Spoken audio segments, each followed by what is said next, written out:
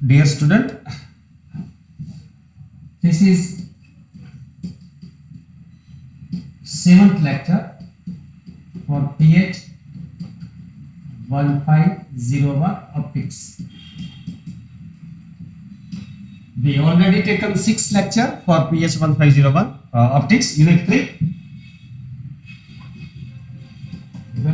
So today we are going to take 7th lecture for optics unit 3 PH 1501.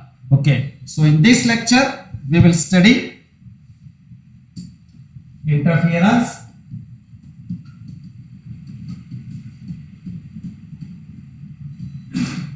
due to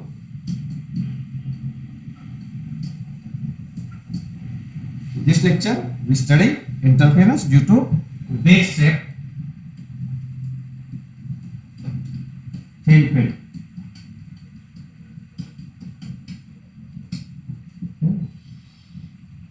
So let us study the interference due to the wave shape thin film. Okay. In this lecture, I will explain you the interference due to the wave shape thin film. Now, as you know that we have two types of thin film. Okay.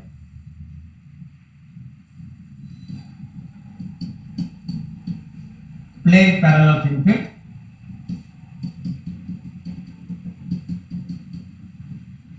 Okay, this is the upper surface of the film, this is the lower surface of the film, and thickness of the film is same at all the points.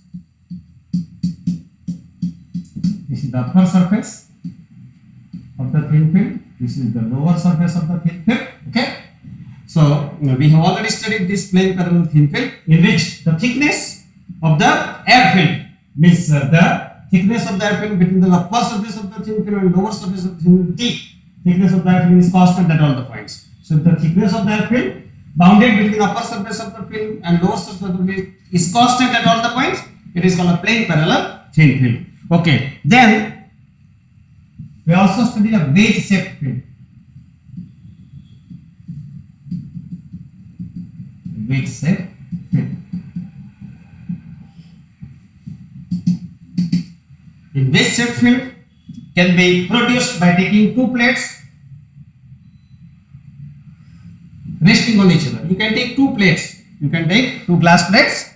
You can take two glass plates resting on each other. So at one end, the thickness of the air film is 0, and the thickness of the air film continuously increasing. Okay, on going away from the one. So from going one end to the other end, right? This is the other end of the film.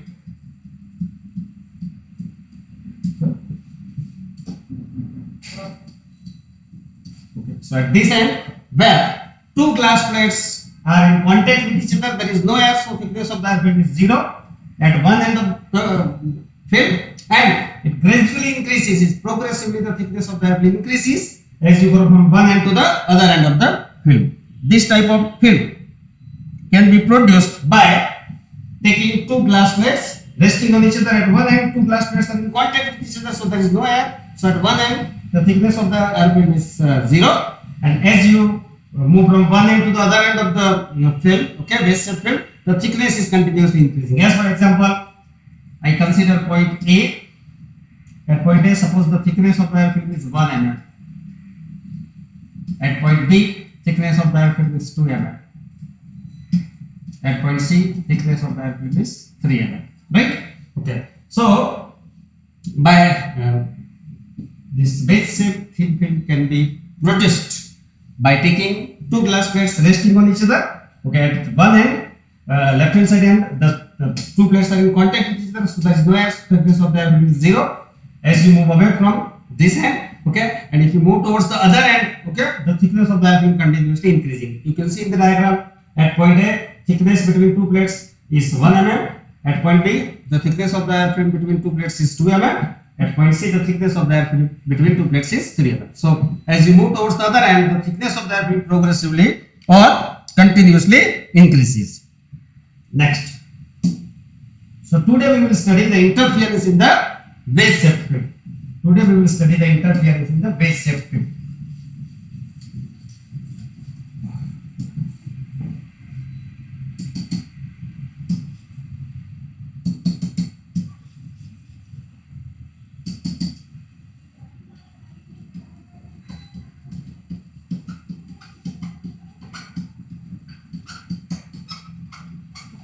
Interference due to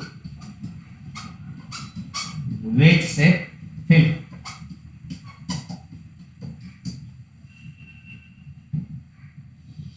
Okay. So let us study the interference due to wedge shaped film. Once again, we consider wedge shaped film. Okay, at one end of the film, the thickness is 0. Then, as you move towards the other end, the thickness of that film continuously increases.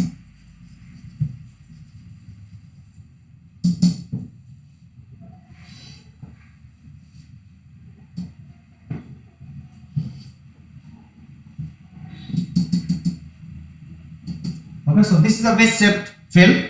Wedge shaped film. Okay, at this end, the thickness of the film is 0. Okay. This theta is called wedge angle. Okay, so this is a wedge shaped film.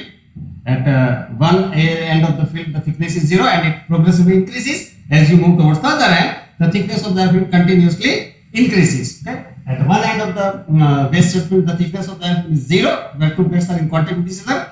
As you move from one end to the other end, the thickness of the film between two glass plates continuously progressively increases. Right? This theta is called wedge angle. Theta is called wedge angle.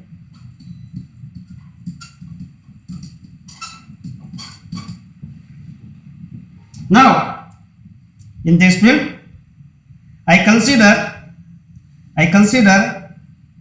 2 points A and B. Okay. Suppose I consider one point as A, okay, and I consider another point as B.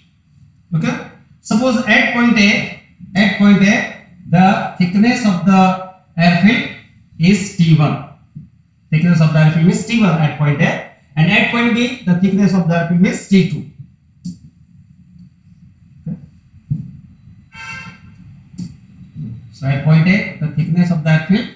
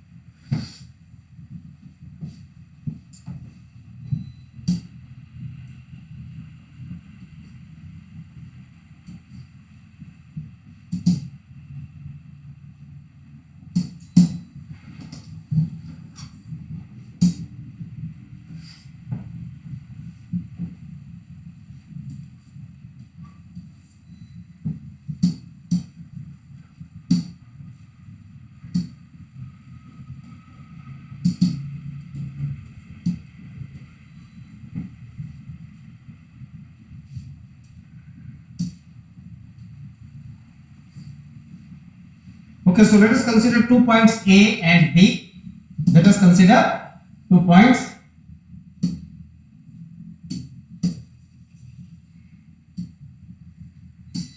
A and B, right? On the wedge, this is a wedge shaped thin film which I have shown in the diagram. At one end of the wedge shaped thin film, the thickness of the airfield is 0. At one end of the wedge shaped thin film, where two plates are in contact with each other, there is no air, so thickness of the airfield is 0. And as you move from one end to the other end of the wedge shaped film, the thickness of the airfield continuously increases. Suppose here thickness is 0, here it is 1 mm, here it is 2 mm, here it is 3 mm. So as you move from one end to the other end of the wedge shaped thin film, the thickness of the airfield between the upper glass plate and lower glass plate continuously progressively increases. Okay. Next. Okay. So let us consider 2 points A and B on the thin film. Okay. Suppose the thickness of the airfield at point A is T1 and thickness of the airfield at point B is T2. Right? So let us assume that the thickness of the airfield at point A is T1 and thickness of the airfield at point B is T2. So I write number 1. Okay, we discussed 2 points A and B.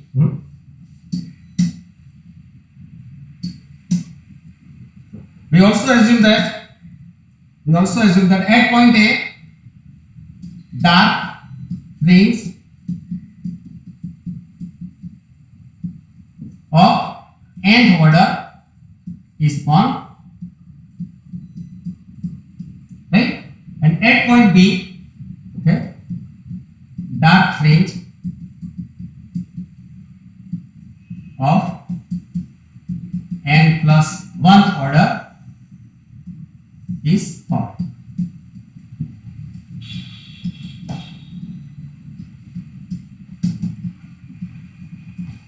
Okay. So at point A, you have seen the Newton's ring where the constructive interference occurs, you are getting a bright ring, and the points where the destructive interference occurs, you are getting a dark ring. Similarly here, let us assume that at point A, the dark fringe of nth order is formed at point A. Suppose this is the fifth fringe, okay? And at point B, the dark fringe of n plus 1, 5 plus 1, 6th order is formed.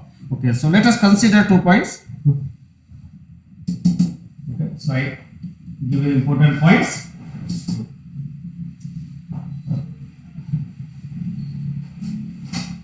Suppose the thickness of, there is no need of writing, suppose directly you can write the thickness of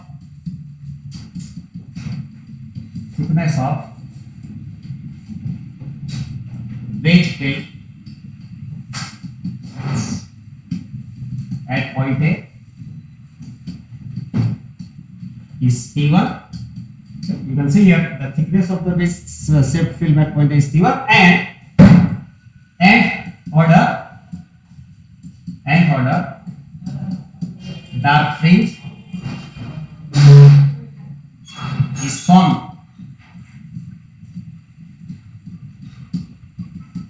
at point A. So I am discussing the fringe which is formed at point A. At point A, you can see the thickness of the air film is T1.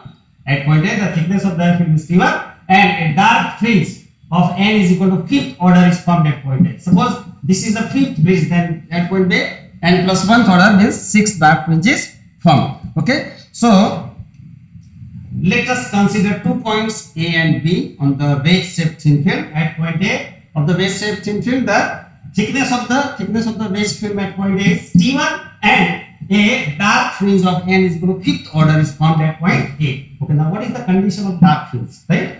So according to the condition of dark fringe, yes, according to condition of dark fringe, what is the condition of dark fringe? You have studied, you know the condition also. Yes, that for constructive interference, bright fringe is formed, and when dark fringe is obtained, there will be a destructive interference. So according to the condition of destructive interference, what is the condition of destructive interference? Please try to recall the condition of destructive interference is this: that path difference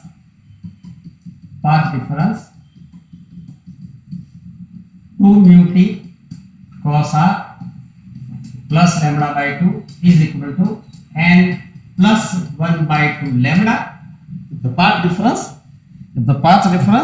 2 mu t cos r plus the path difference 2 mu t cos r plus lambda by 2 is n lambda. Then constructive interference occurs, you get a bright ring or bright fringe. The path difference 2 mu t cos r plus lambda by 2 is not n lambda but n plus 1 by 2 lambda. Then destructive interference occurs, you will get a dark fringe. So here we have assumed that at point A of the wedge field, a dark fringe of n is equal to fifth order is formed. Then according to the condition of destructive interference, path difference at point A will be 2 mu t cos r plus lambda by 2 must be equal to n plus 1 by 2 lambda. Okay. Now, if the light is incident normally, okay, the light is incident normally,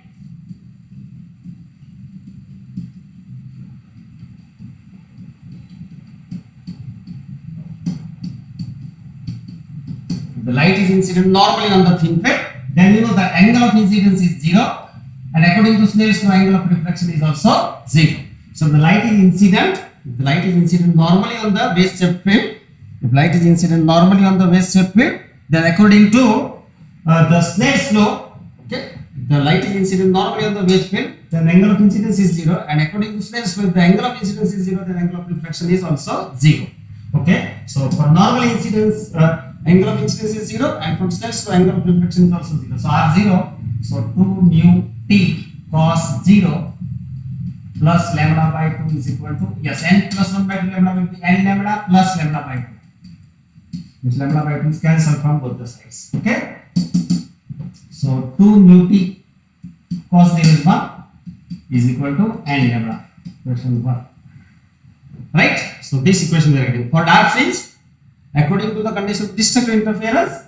Okay, suppose at point A, of the wedge film, the thickness of the at point A of the wedge film, the thickness of the film is T1, and a dark fringe of angle fifth order is formed at point A. Then according to the condition of destructive interference, for dark fringe, part difference to mu t cos r plus lambda by 2 is not n lambda but n plus 1 by 2 lambda. Now for normal incidence, when light is incident normally, then angle of incidence is 0, angle of reflection is also 0. So 2 mu t cos 0 plus lambda by 2 is equal to n plus 1 by 2 lambda can be written as n lambda plus lambda by 2. This lambda by 2 is cancelled from both the sides. So 2 mu t is equal to n lambda. Now at point A, right? I write two equations. At point A,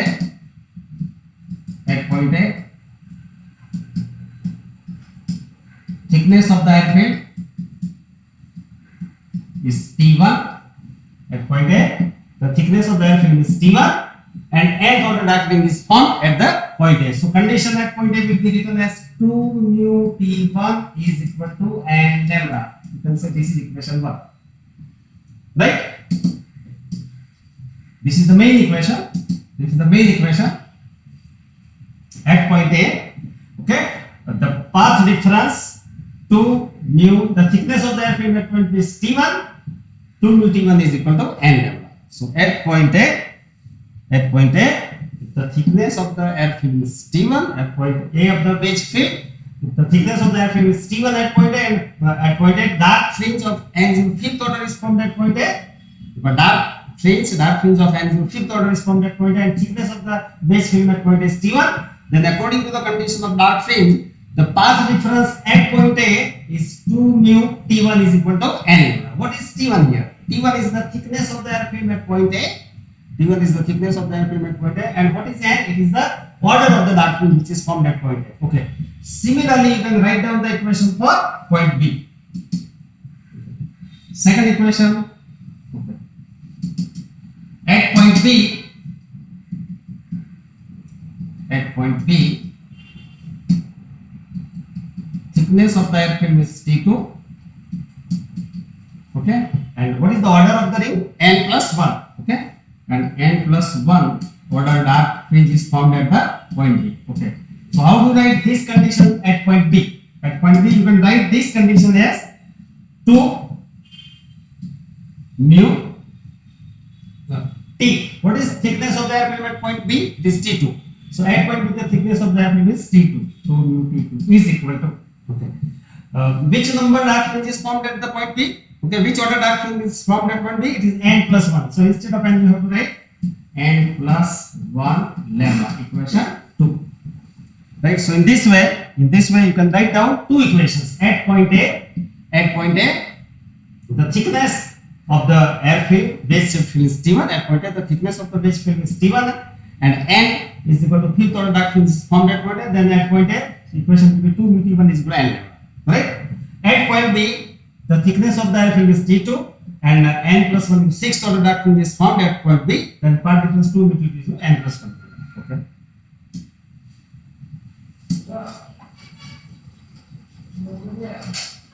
So I write that two equations again. At point A,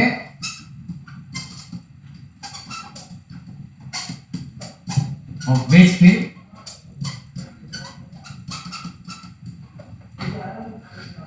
at point A of the wedge field, the thickness of the airfield is T1. The thickness of the airfield is T1, and the wedge field and a dark fringe of n is equal to fifth order is formed at point A. So point A of the wedge field, at point A of the wedge field, the thickness of the wedge field at point A is T1, and the dark fringe of the fifth order is formed at point A. So part difference will be 2 mu T1 is equal to n lambda, equation number 1.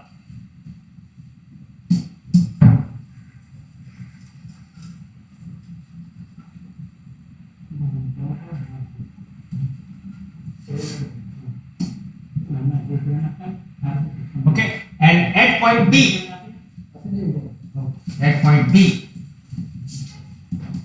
B, of the base field, at point B of the base field, the thickness of the film is T2 and dark fringe of n plus 1 6 order is found at point B. So at point B, the thickness of the base film is T2 and the dark fringe of n plus 1 6 order is found. So at point B, the part difference will be 2 mu. Okay. Now instead of T1, the thickness of the film at point B is T2. So 2 mu T2 is equal to, okay. Now at point A, n is the fifth order dark fringe is found, and at point B, the dark fringe of n plus 1 order is 6th the order dark fringe is found. So instead of n, you write n plus 1 lambda.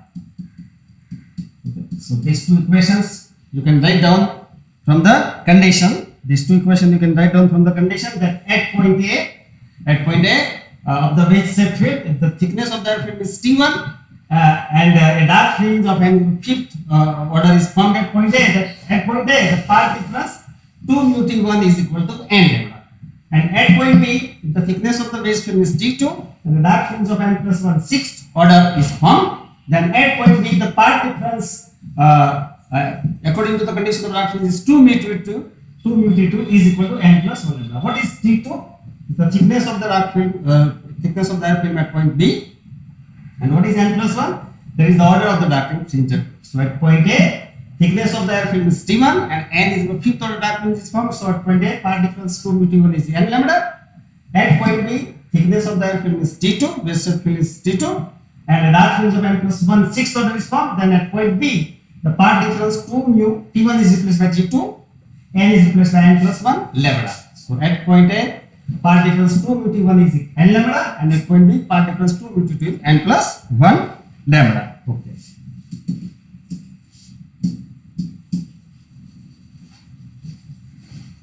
If you take the difference of these two equations, next 2 minus 1. Okay, 2 minus 1 will give you 2 mu T2 minus 2 mu T1 is equal to n plus 1 lambda minus n lambda, right? So if you take the difference of equation 2 and 1, you will get 2 mu T2 minus 2 mu T1 is equal to n plus 1 lambda minus n lambda. So please be careful. At point A, thickness of the base film is T1 and dark fringe of n is the fifth order is formed. Then at point A, part difference 2 mu T1 is n lambda. At point B, thickness of the base film is T2 and a dark fringe of n plus 1 sixth order is formed. Then at point B, part difference will be 2 mu T2 is equal to, instead of n, you write n plus 1 lambda. Equation 2 minus 1 will give you 2 mu T2 minus 2 mu T1 will give n plus 1 lambda minus n lambda.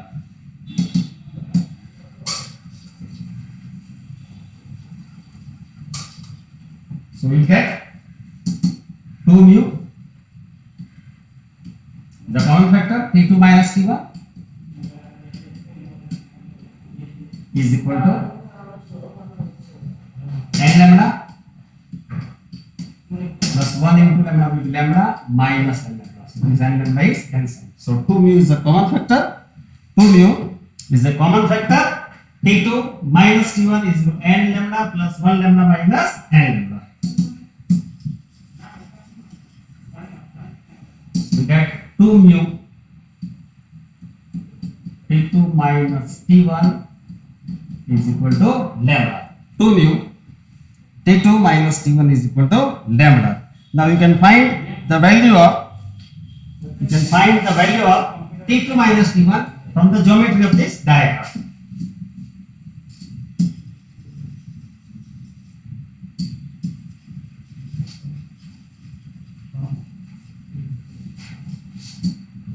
You draw normal, right?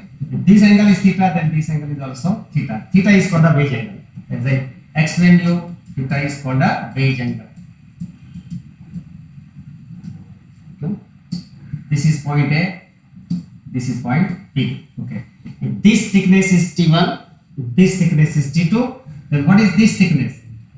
Okay, this thickness will be T2 minus T1. So this thickness will be T2 minus T1. If this thickness of the air film at point A is T1, thickness of the air film at point B is T2, then this thickness will be T2 minus T1. Okay. Now in triangle ABC, tan theta is equal to triangle ABC, tan theta is equal to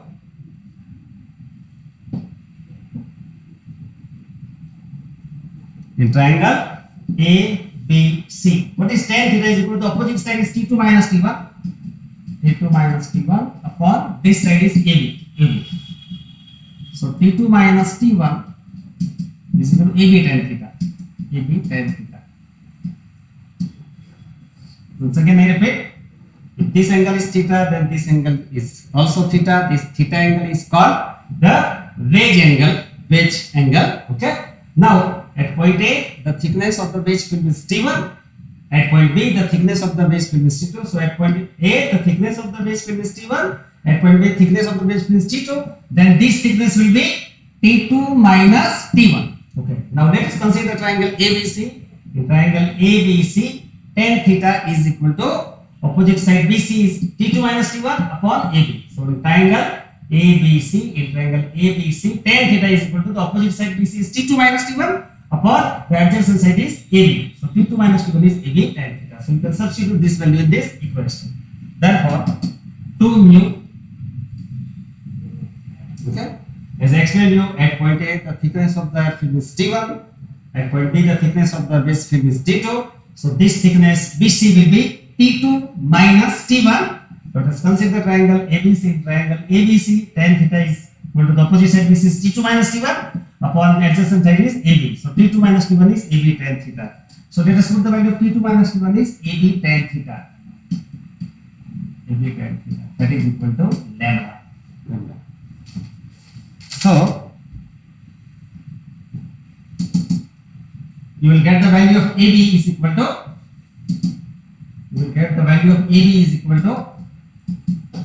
lambda upon 2 mu tan theta.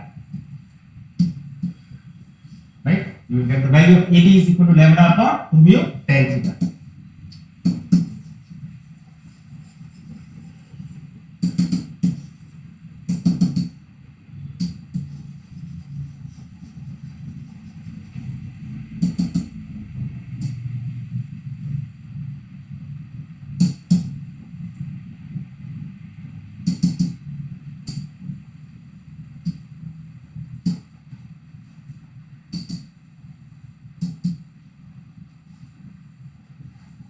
Okay, as I have explained you that at point A, n is equal to fifth dark fringe is formed.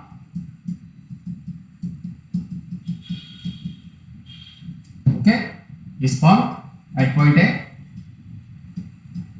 and at point B, n plus 1 sixth dark fringe is formed.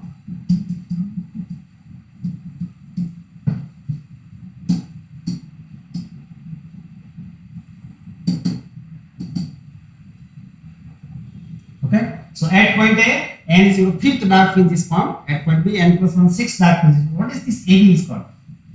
Okay. So what is this AB is called? So AB is the distance between n is equal to fifth dark fringe and n plus 1 is equal to sixth dark fringe. So what is AB? AB is the distance between n is equal to fifth dark fringe and n plus 1 is equal to sixth dark fringe. So AB is called the distance between two consecutive dark fringe.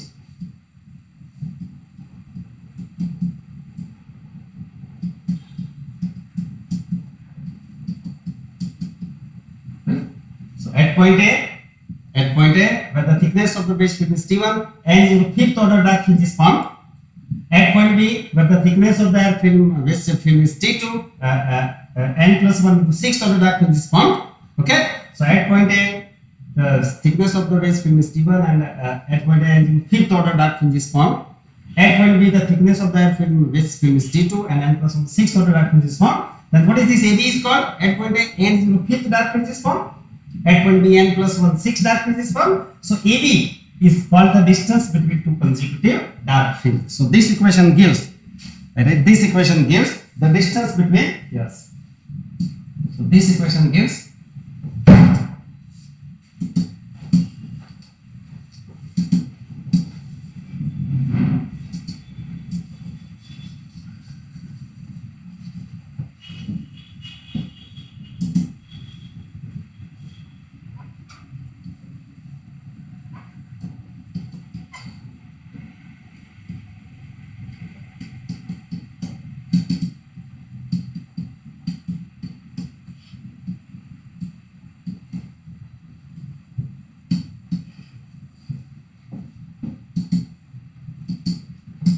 so this equation gives the distance between consecutive dark fringes. This equation gives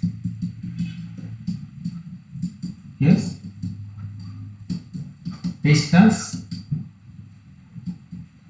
between, this equation gives the distance between two consecutive dark fringes.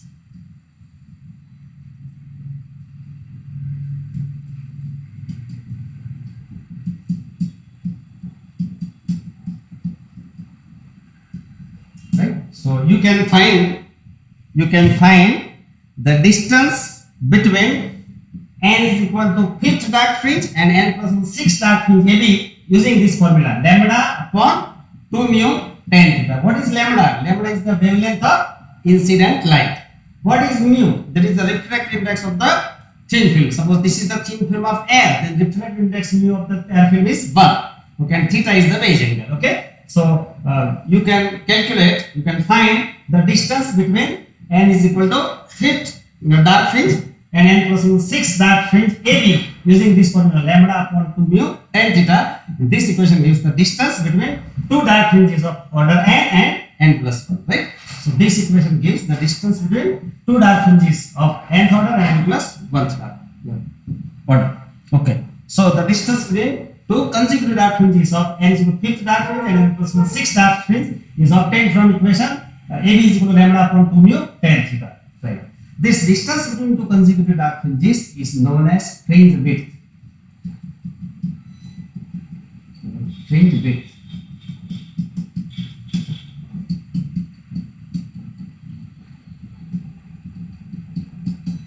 So distance between two consecutive dark fringes, distance between two consecutive dark fringes is called fringe width, and it is denoted by beta. So distance between two consecutive dark fringes, the distance into consecutive dark fringes of n is equal to fifth order and n plus 1 sixth order. The distance into consecutive dark fringes of n fifth dark fringe and n plus 6 dark fringe AB is called fringe width, and it is denoted by beta is equal to lambda upon 2 mu tan theta. Now in this equation, theta is very small. If theta is small, you can take tan theta is equal to theta. So phase angle theta is very small. If phase angle theta is very small, you can take tan theta is equal to theta. So this equation may be written as beta is equal to lambda upon 2 mu theta. Lambda upon 2 mu theta. If you know phase angle theta, you can find out the fringe width or distance between two consecutive dark fringes of order n and plus 1. If you know the phase angle theta, then you can calculate the distance AB or beta between two consecutive dark rings of order n and plus 1. You can calculate the distance in fifth ring and sixth ring. Okay, phase angle theta is given, then you can calculate the fringe width beta or distance between two consecutive dark fringes of order n, fifth dark fringe, and n plus 1 sixth dark fringe is calculated using this equation. If the distance between two dark fringes is given, beta is given, then you can calculate the base angle theta. So base angle theta is given, you can calculate the distance between two consecutive dark fringes of whatever n and n plus 1. If distance between two consecutive dark fringes of fringe beta is given, then you can calculate the base angle theta. Okay. So in this way, from the study of wedge-shaped thin film, you can calculate the distance between two consecutive dark fringes of angle 5th order and plus 1 6th order, or you can also calculate the wedge angle theta. Next, actually, I will give you some important. Okay. Next chapter we are going to start, that is Fermat's principle.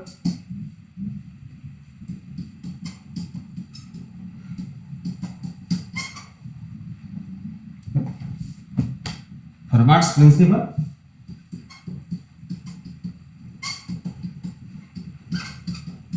and its applications.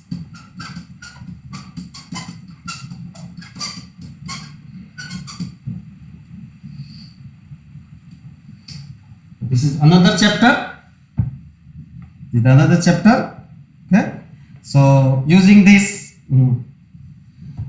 we can in this chapter we are going to study Fermat's principle and its application. Now, what is the importance of Fermat's principle?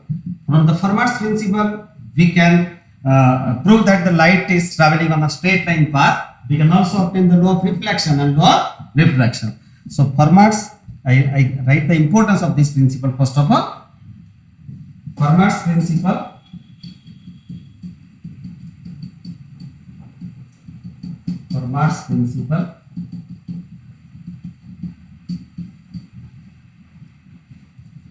is remarkable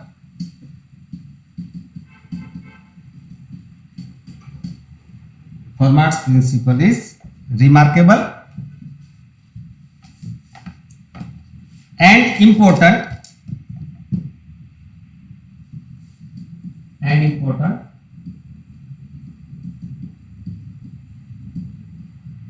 Fermat's principle, which we are going to study, is the remarkable and important principle in optics.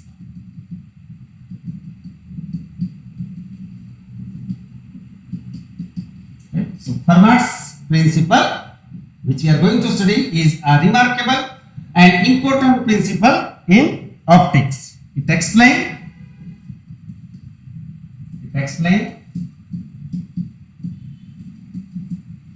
why light, so Fermat's principle will explain why light propagates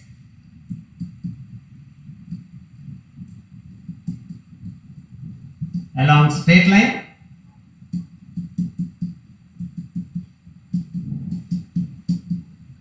Fermat's principle explain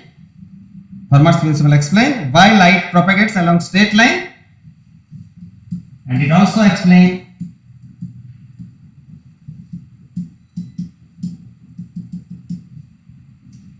law of reflection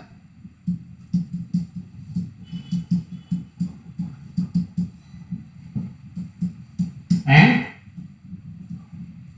law of refraction.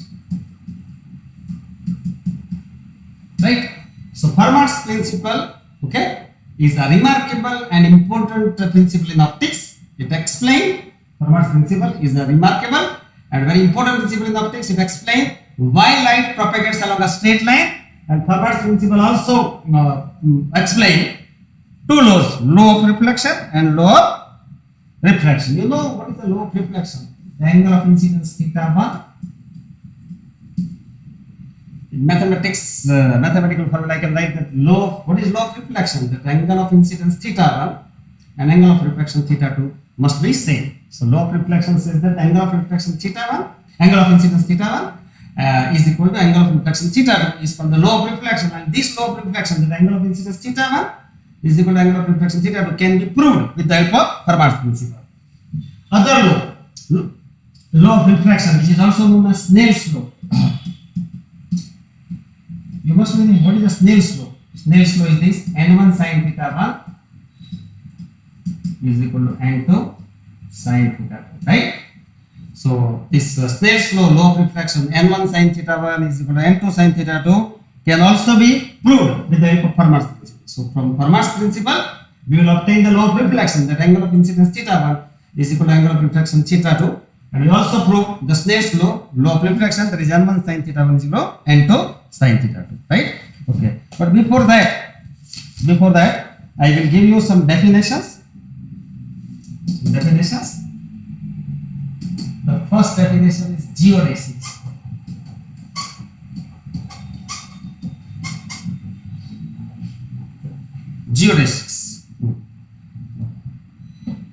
Geodesics. If you remember how geodesics is defined, okay? You are studying the 12th standard physics. Suppose I have 2 points. A and B. One point is A and the another point is B. Okay, I can connect these 2 points in different ways. I can connect these 2 points A and B. We have to connect these 2 points A and B. Okay, I can connect these 2 points A and B by different ways. Okay, so first is this. Okay, this is the first way of connecting 2 points A and B. Okay, this is the second way of connecting 2 points A and B. Right. This is the third way of connecting 2 points A and B. Okay. So let us consider 2 points A and B. Okay. I have shown 3 different ways of connecting 2 points A and B. So this is the first way of connecting 2 points A and B. So this first path is very short, is shortest path. This is the second way of connecting 2 points A and B, and this is the third way or third path of connecting 2 points A and B. Okay. Now from this you can see, okay, that which is the line of shortest distance, AB. Okay. ACB.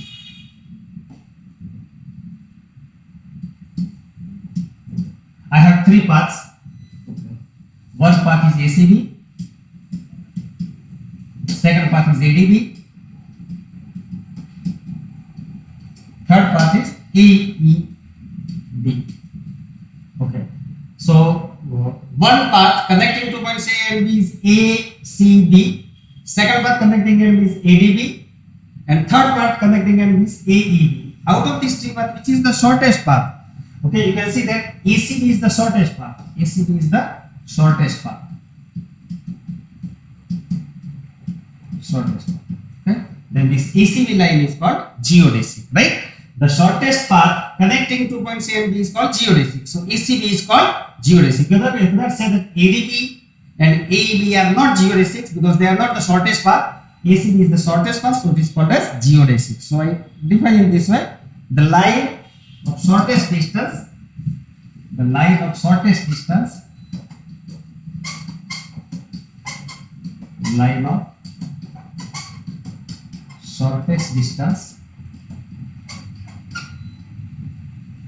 ACB connecting or joining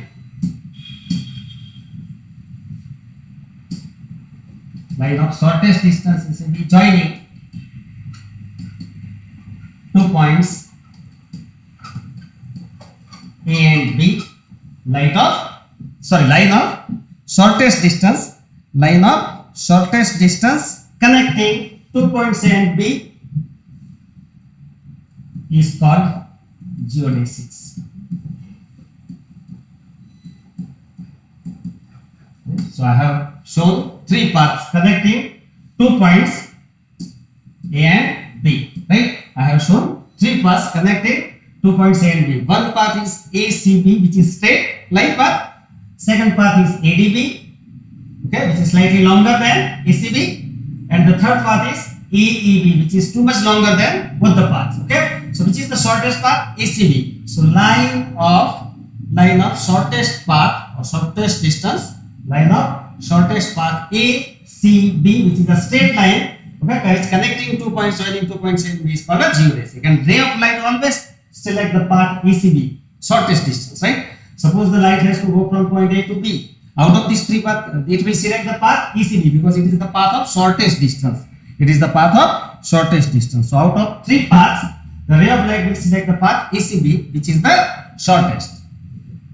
So ray of light always travels along the path, okay, along which the time taken by the ray of light is minimum compared to the other paths, right? So ACB is the shortest path. So ray of light when is traveling from point A to B, okay? While traveling from point A to B, the ray of light will select the shortest path ACB to move from point A to point B.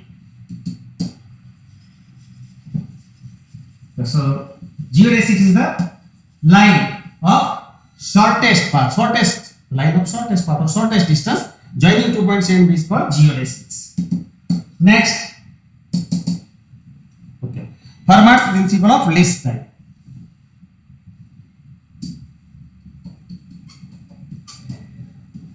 Fermat's principle of least time.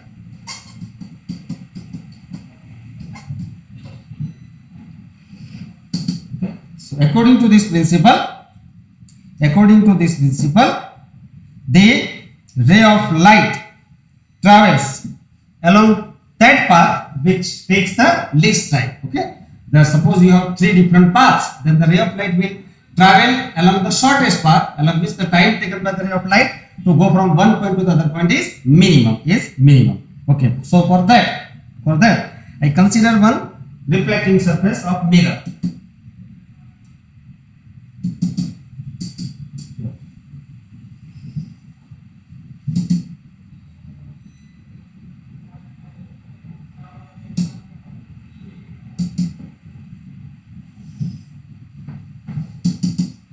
Okay, suppose this is mirror M dash. What is MM dash? MM dash is the reflecting surface, or you can say it is mirror.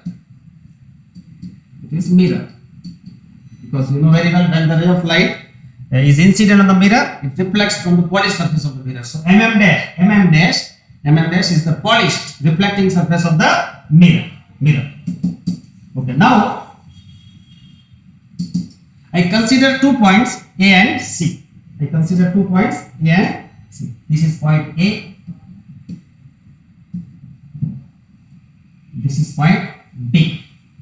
Okay, I consider A and C.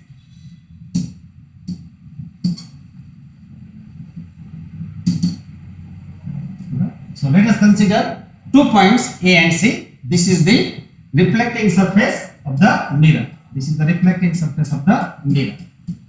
So whenever the ray of light is incident on the mirror MM dash, it is reflected from the mirror and goes to the point C. So ray of light emitted from point A, it falls on the mirror, reflects from the mirror and reaching to point C. Okay. So but you can show different ways, different paths to go from point A to C. I will show you 3 paths.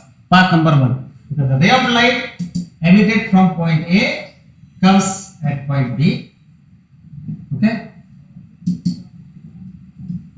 And from point B, it is reflected and reaches to point C. So this is path number 1 I have shown. Ray of light emitted from point A, falls on the mirror MM dash at point B, it is reflected from the mirror and reaching to point C. So I write here, this is path 1. Path 1 is ABC.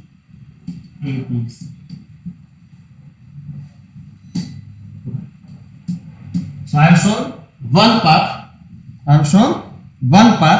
That the ray of light emitted from point A, falls on the mirror at point B. From point B it is reflected and reaches to point C.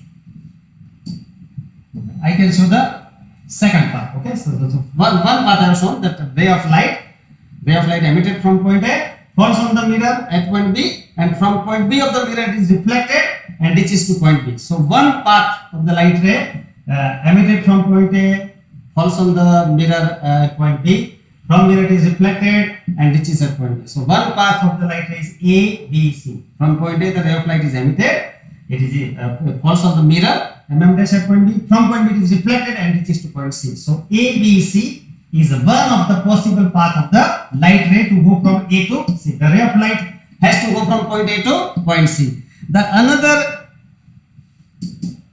path I will show you. A,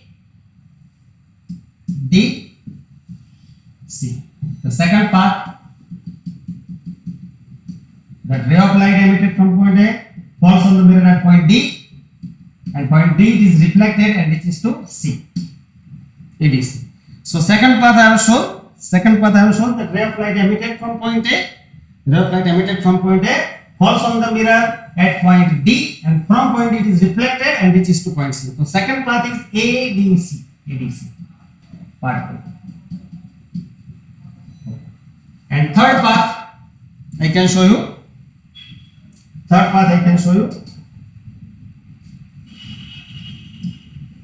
The ray of light falls normally on the mirror, and from point A it is reflected and reaches to point C. So this is path 3.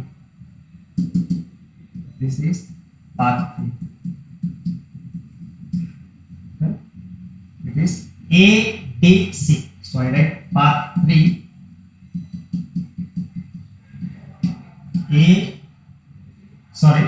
I have already taken D. Consider this point as E. AEC. So I have shown 3 paths.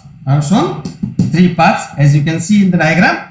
One path is ABC. The ray of light is emitted from point A, falls on the mirror at point B, and from point B it is reflected and reaches to point C. So one possible path of the light ray to go from A to C is ABC, that I have written here. The second possible path, that ray of light emitted from point A falls on the mirror at point D, and from point D it is reflected and reaches to point C. The second possible path is ADC, right? And third, the ray of light emitted from point A falls normally on the mirror. At point A, and from point E it is reflected and reaches to point C. So third possible path is AAC. Okay. Out of these three paths, the ray of light will travel along that path. Okay, the time taken is minimum. Suppose ABC is the shortest path.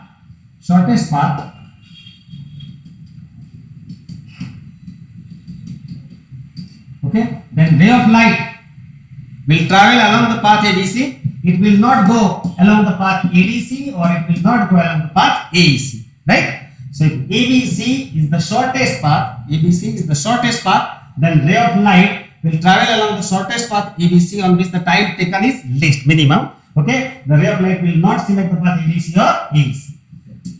So we just write down some explanation about this.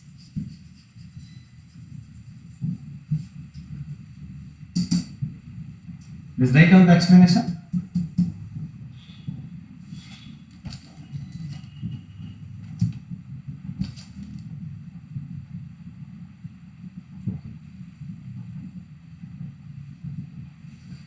From the above figure,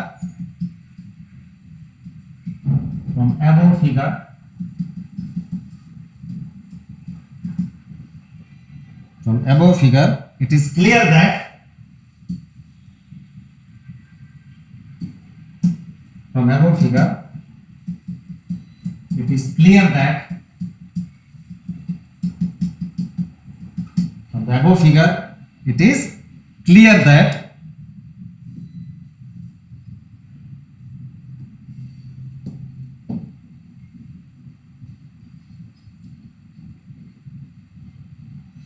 path ABC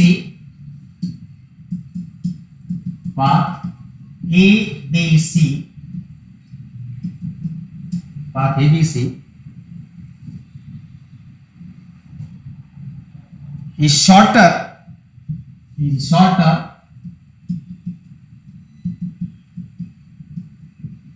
than path ABC, which is shown by the red pen. Path ABC, which is shown by the red pen, path ABC is the shorter than any other paths.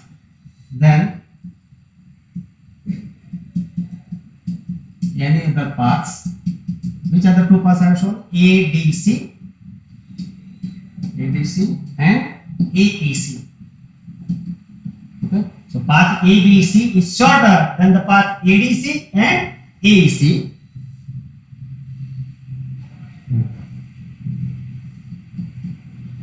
travel from point A to another point C. So to travel from point A to point C, I have shown three paths. A, B, C is the shortest path. The second path is ADC, and third path is AEC. So from the above figure, it is clear that the ray of light will travel along the shortest path ABC because it is shorter than the nearby paths ADC and AEC. Right? It means that, okay, what does it mean? Now it means that the ray of light will always travel along that path, okay, which requires the least time. So I also write that. So out of three paths, A, B, C is the shortest path, okay, compared to the nearby paths ADC and AEC. So ray of light will travel along the shortest path ABC, okay, compared to the nearby paths ABC and ADC and AEC.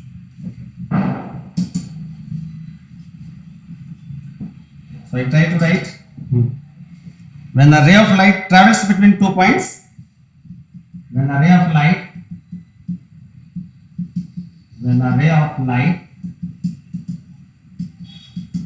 travels between 2 points A and C, when a ray of light travels between 2 points A and C, it follows out of all possible paths,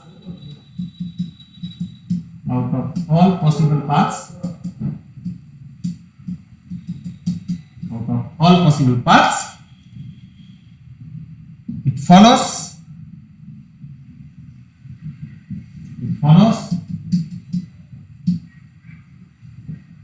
the shortest path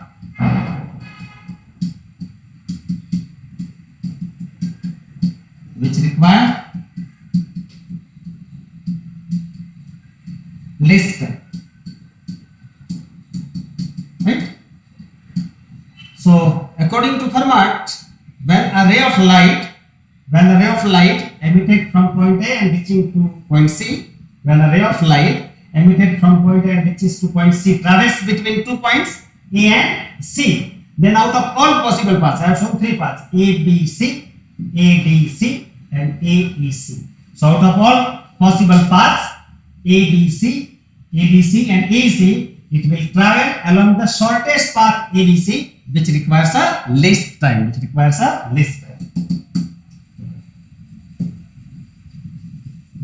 See, we also follow the same principle when we come from our home to the college, okay. There are different paths to come from our home to college, but we select the path of the shortest distance which requires least time, okay. So suppose you have three paths to come from home to the college, then you will always travel along those paths which is the shortest path and requires least time to reach at the college. Next,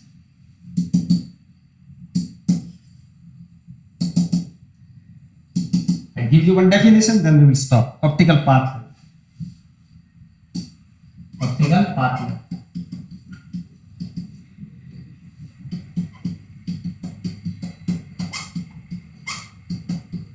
So we will define optical path length. Okay, I consider 2 points. P and Q, right, in the same medium, right? So I calculate the time taken by the ray of light to travel from point P to Q. But before that, I will take a short.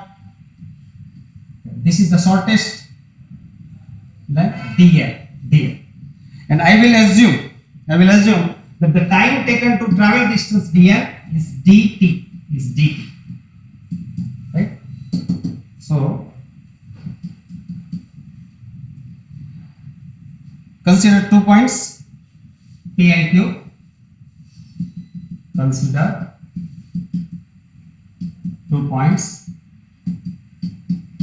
P and Q. Consider 2 points P and Q in the same medium. in the same medium.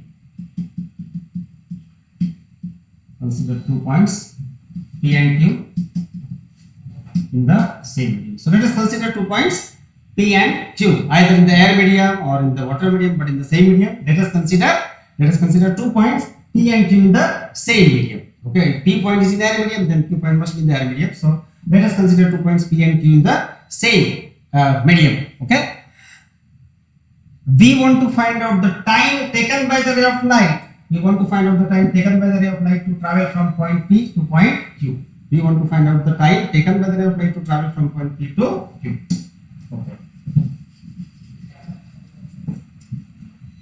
Mu is the refractive index.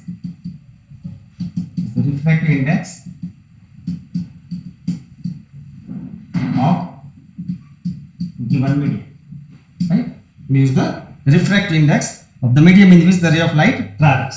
So I calculate two quantities. Number one, first we calculate the time taken by the ray of light to travel distance dr, and then we will calculate the total time taken by the ray of light to travel from P to Q. So number one, if time taken by ray of light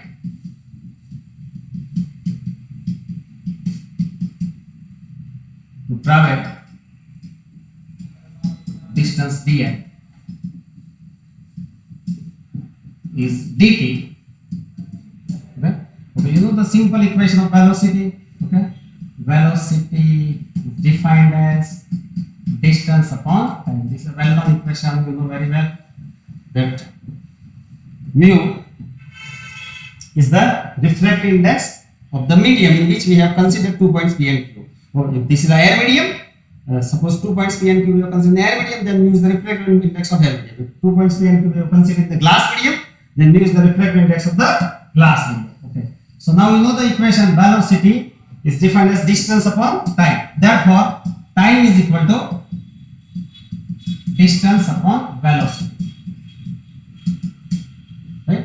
Okay. Let us assume that the time taken by the ray of light, if time taken by the ray of light to travel distance dr is dt, then time dt is equal to, what is the distance traveled by the ray of light? dr, and velocity of the light ray in the medium is v. So please remember this. Mu is the refractive index of medium. Mu is the refractive index of medium. V is the velocity of light ray. Velocity of light ray in medium. So please be careful. Mu is the refractive index. Mu is the refractive index of the medium. Mu is the refractive index of the medium, and V is the velocity of the ray of light in the medium. Mu is the refractive index of the, suppose the medium is air or glass or water, then mu is the refractive index of the given medium, and V is the velocity of the ray of light in the given medium. So if the ray of light, the time taken by the ray of light to travel distance dr is dt, if the time taken by the ray of light to travel distance dr in the medium, then according to the equation of velocity, right, velocity is defined as distance upon time, then time is equal to distance upon velocity. So if the time taken by the ray of light to travel distance dr is dt, then according to the equation, velocity is distance upon time, the time taken by the ray of light to travel distance dr is distance upon velocity. So velocity is defined as distance upon time. So time taken by the ray of light to travel distance dr is defined as distance upon velocity. Okay, now what is the time? The time taken by the ray of light to travel distance dr is dt is equal to, what is the distance traveled by the ray of light? dr, and velocity of light in the medium is v. So time taken by the ray of light to travel distance dr is dt, then time dt is equal to distance traveled by the ray of light is dr upon velocity of light in the medium is v. So dt is equal to dl upon v. dt is equal to dl upon v. Now we calculate the time taken by the ray of light to travel the total distance from P to Q. Okay. So the time required, for that you have to take the integration. So time required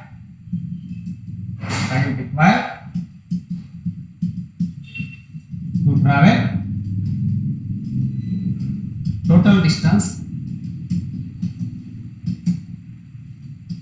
from P to Q. So time required to travel the total distance PQ is calculated by taking the integration of this time from P to Q, right? So let us now calculate the total time required to travel the total distance from P to Q is calculated by integrating this small time dt. So the time required to travel the total distance from P to Q is calculated by integrating this small time dr from P to Q. Okay. Now you know the equation of dt. Equation of dt is dl upon v. dl upon v. Right? So the total time required to travel the total distance from P to Q is calculated by integrating small time dt to travel distance dr. Now time dt is nothing but distance dr upon velocity v. So t is equal to time t to travel distance pq is equal to integration dl upon v, right? This dl upon v is the small time to travel distance, small distance dl, and integral dl upon v is the total time to travel total distance from P to Q. Now you have studied one definition of refractive index. Refractive index is defined as c upon v. What is c? Velocity in air. And what is v? Velocity in medium. Right? You have studied this equation. At 11th or 12th standard. Even in 10th standard also, you have studied the refractive index of the medium is defined as velocity of light ray in air upon velocity of light ray in medium. So refractive index of the medium. Refractive index of the medium is defined as velocity of light ray in air or vacuum, that is c, upon velocity of light ray in medium is v. Therefore v is equal to c upon mu. So from the definition of refractive index of the medium mu is defined as the velocity of light ray in air or vacuum c upon velocity of light ray in the medium is v. Therefore velocity of light in medium v is c upon v. You can put this value here. So time t is equal to integration of dl upon value of v, velocity of light in the medium is defined as c upon v. So v is equal to, I can put c upon v. Therefore t is equal to 1 upon c. Mu I can write in numerator, mu into d, right? So this is the total time taken by the ray of light to travel the total distance from P to Q. This is the time taken by the ray of light to travel the total distance from P to Q. This integration of mu into dl is called optical length. This is called optical length.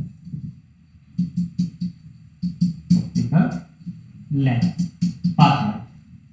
Okay. So this integration mu into dl is called optical path length.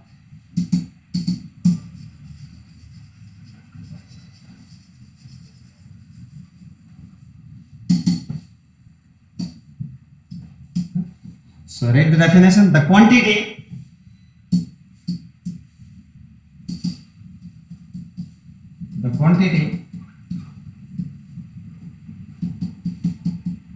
integration of mu into dl from P to Q. The quantity integration of mu into dl from P to Q is called optical path length. Is called optical path length. This is denoted by delta, right? So the quantity integral mu into dl from P to Q is called the optical path length. This is denoted delta. So quantity integral mu into dl from P to Q is denoted delta and it is called the optical path length. According to the Fermat's principle, the ray of light will travel along that path, okay, along which the optical path length is minimum. Okay, so according to Fermat's principle,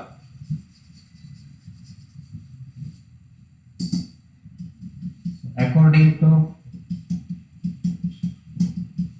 Fermat's principle, according to Fermat's principle, light travels along a path. Light travels along a path.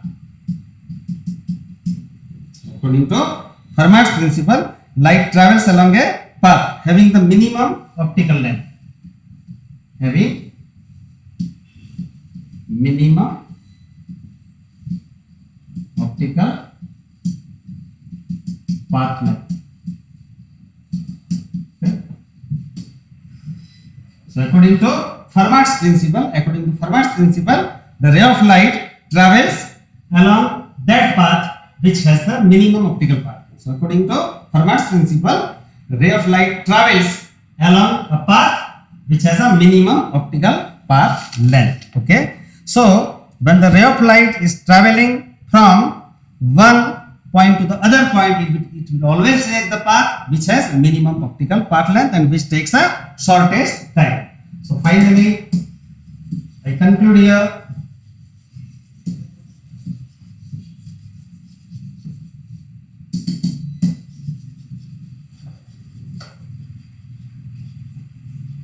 I write the Fermat principle in this way.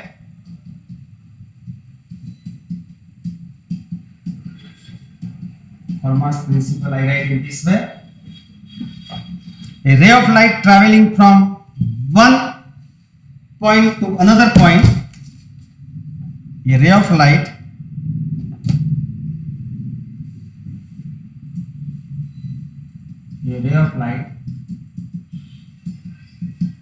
traveling from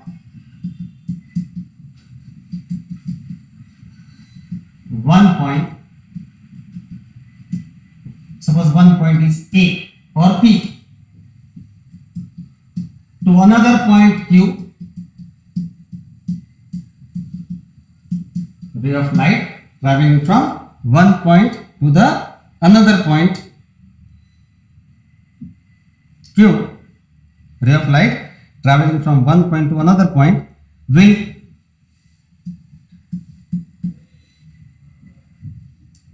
traverse a path. Will travel a path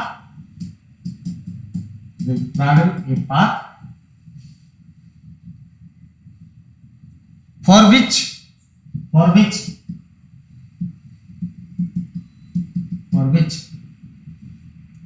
compared to all neighboring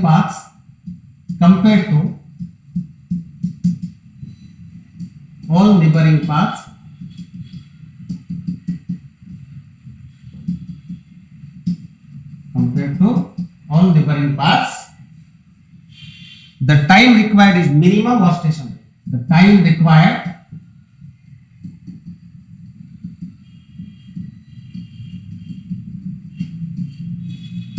is minimum or stationary. Right? So this is the Fermat's principle. You can put in this way. Okay, a ray of light traveling from one point P to the another point Q. Ray of light traveling from one point P to the another point Q in a given medium will travel along that path for which the time required for the ray of light to travel from one point P to another point Q is minimum or stationary. What is the meaning of stationary path or stationary time? That we will discuss in the next lecture. So we stop here. We have stated the Fermat's principle that a ray of light traveling from one point P to the another point Q will travel along a path for which the time required along that path is minimum compared to the nearby paths or stationary. What is the meaning of stationary path or stationary time? That we will discuss in the next lecture. Thank you so much. We stop here.